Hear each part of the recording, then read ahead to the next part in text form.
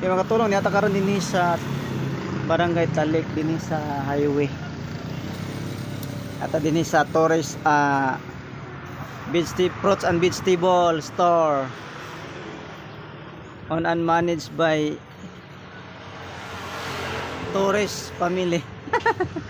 Family. Okay la.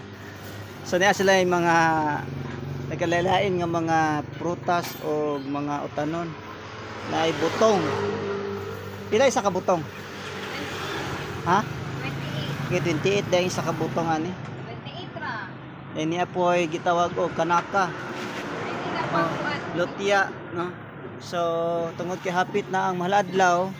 So welcome mo dinhi sa pagbisita dinhi sa Torres fruits and vegetable store dinhi sa may Talik, no?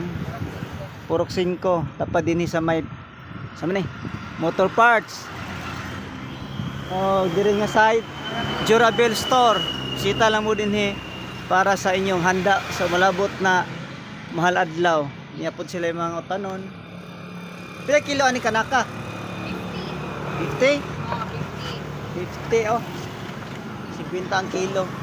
Dapoy kamote. So okay gini sa inyo ang mga preparasyon karong mahal adlaw. Kamote, talong 40 ang kilo.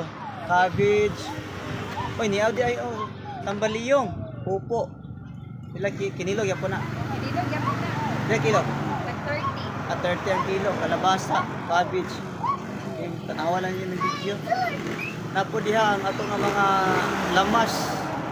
Saging oh, hindi perting ko pa ha, hinog na kayo. Saging hilaw, hinog, pagkapili mo. Nabo nato hisakay nako, nagkabangga-bangga may pangitag saging lagi. Oh.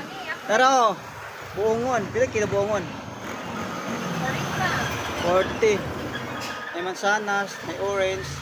Naa di atsal, di apo dire. Atsal. Niya ang inyong mga kuan sagol.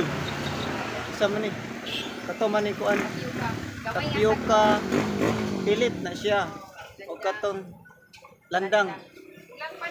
Landang.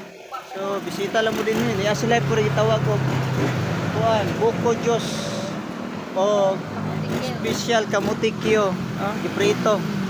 Niya lang mo din sa Torres. Sa tingalan. Sa Jimalin Torres. Sa tingalan? Ha? Ngalan mo? Chris. Ay si Chris din nalimot no. Chris Torres Aurea, no? Bisita lang mo din Dili ninyo ni malimtan kay nasa highway ra. Ani nga tapad sa may Pabolia, okay, salon man Sudlon pa na ito pohon. So, thank you, bye-bye. Ay mo kalimot sa pagbisita. God bless us all.